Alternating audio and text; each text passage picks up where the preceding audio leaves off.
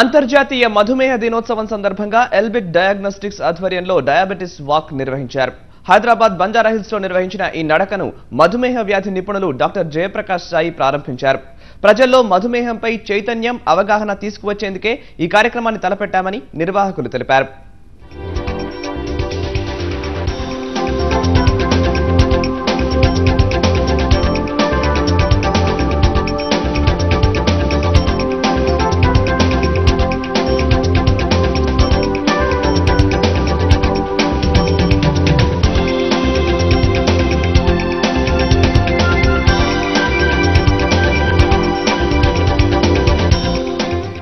My goal also they should be at least educated, at least they should be aware of what is the main importance of diet, exercise, timing of the diet.